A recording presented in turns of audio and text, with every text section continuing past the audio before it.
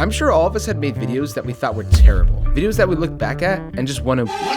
Everyone hates this feeling, and it can be hard to figure out how to improve your videos. But after working with a lot of big creators, I learned quite a few things about how to never make a bad video again. And I'm here to share this information with you, to make sure that your next video is really good. So let's dive in. You know, there's a big problem that a lot of creators do, and this problem usually leads to videos that perform really badly. I want you to ask yourself this really simple question. Is my video actually interesting?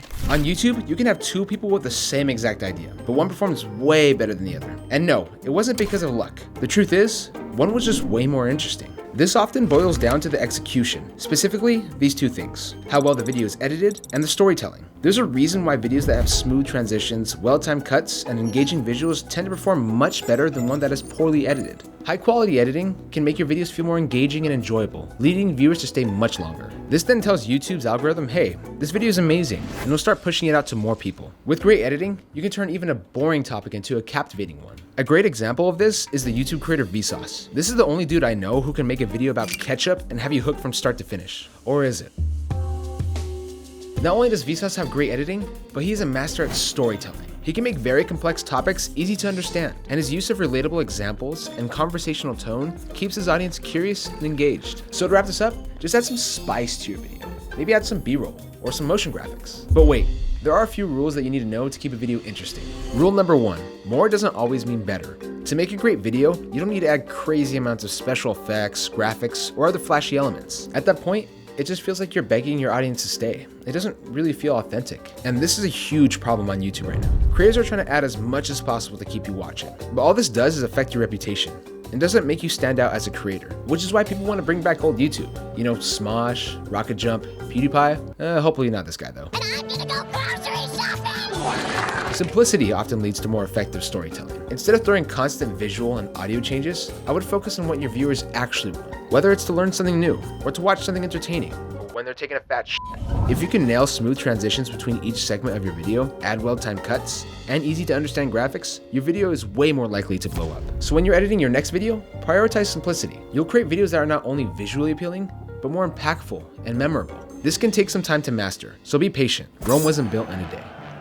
Oh, and here's a quick bonus tip. Yes, more doesn't always mean better, but what is always better is having a good computer. You can have a laptop or a desktop. It doesn't really matter, but what does matter is if your PC is strong enough. Make sure your computer has a good CPU and enough RAM. For my first computer, my setup was actually below the recommended system requirements. I used it for many years, and even when I started editing professionally, I eventually upgraded to a new PC, and my workflow got so much better. These are my specs for my current computer. This is definitely overkill, but like I said before, as long as you have a good CPU and enough RAM, you'll be good. And just to be clear, this computer is not a flex. This one is. Rule number 2, make it immersive. You can do this many ways. A common practice is adding things like sound effects and musical choices, but they aren't really necessary. As a matter of fact, sometimes videos are just better without them. Use these as enhancements in your videos. If something seems a little boring, add some sound effects.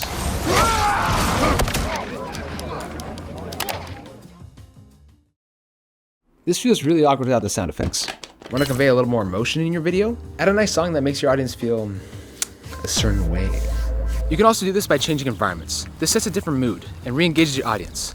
But keep in mind where you go. It doesn't really make sense why I went to the park. And yes, I went to the park just to record this 10-second bit. It would make more sense if I was near an editing space, you know, because I'm an editor. Or what's even more fun is that you can green screen yourself anywhere too.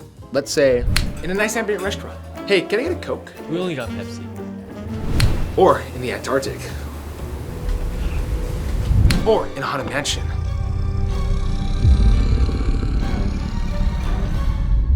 But actually, I don't have a green screen, so I'm just gonna have to rotoscope this instead. That's why you should like and subscribe. Anyways, there's not really a correct term for this, but I've heard people call it motivated sequence. The easiest way to understand this is just whatever you're gonna put in your video, make sure it has a reason to be in there. If it doesn't motivate or do any of these other things to the story, just don't keep it in the video. Let me give you a quick tip on what you shouldn't do. Don't explain something and then reinforce that point with someone saying exactly what you just said. Let me give you an example. Mr. Beast says in his bigger videos, he has around 50 to 60 editors ready to chop down footage. For these bigger videos, we'll have like 50 or 60 editors ready to like chop down the footage. Please don't do that. Do this instead. Visual anchors, also known as visual evidence, are things that you can point your camera out that exist in the world that show whatever it is you're trying to say. You see how one just flows way better than the other? You're just repeating something, and a great video will never feel repetitive. This perfectly segues to our second point, which is your video doesn't have good structure. A lot of YouTube channels suffer from this, and it's a problem that can ruin even the best of videos. Imagine you click on my video. You want to find out how to never make a bad video ever again. But instead of the intro that I made, let's use this one instead. Hey, what's up guys? Tricky Prolix here, back with another video. For those who don't know me, I'm Tricky Prolix. I've been an editor for 5 years now. I like making videos about YouTube and editing. Hit the post notification. Oh, my previous video link is gonna be at the top right corner. So yeah, let's get into the video. Yeah, that's a little exaggerated, but viewers didn't really sign up to listen to all this yapping. As an educational channel, my goal is to provide helpful information, not give you my life story. This lack of focus is a great example of a poor video structure. And a poor structure makes viewers uninterested, which leads to them just clicking away before the video even starts. For your intros, go straight to the point. This is by far the most important part of a video. And as long as you have a great intro, it's gonna be a lot easier for your viewers to stay. But that doesn't mean put all your effort into the intro and then put no effort in for the rest of the video. I've seen that happen way too many times. That. You can't be lazy in content creation. If you are, there's so many people who are gonna outperform you. You're gonna be competing with people like me, someone who's gonna look at every single frame and make sure that their video is perfect. But wait, that's actually a problem. You need to stop hyper-focusing. Many YouTubers struggle with trying to be perfect. They constantly hyperanalyze and focus on every tiny detail in their videos. This obsession will significantly slow down your video creation process, turning something that should be fun and creative into a stressful and time-consuming task. You don't want to get stuck in this endless loop. You might spend hours trying to perfect a single transition or sound effect just to realize that you didn't even need it in the first place. Not even movies that spend millions on production care about being perfect. Look at the scene from Avengers. Look at his hair here, and see the scene right after. Boom, hair change. Yeah, not too many people are gonna care about that. And the same works for your videos too. You need to step into the viewer's mindset, not the creators. Viewers see the bigger picture. They don't hyperanalyze every single frame. Being a perfectionist will lead to very poor editing decisions. And by focusing on small, less important details, you might overlook major issues that actually impact your viewer's experience. But how do you stop being a perfectionist? Well, the answer is simple. Just stop. Listen, there is no such thing as a perfect video. And there's always something that you can improve on. Once you accept this will allow you to be more creative, and you'll stop worrying about those little things that never really mattered. I've seen people spend a week on a 30-second segment of a video, just for them to get rid of it.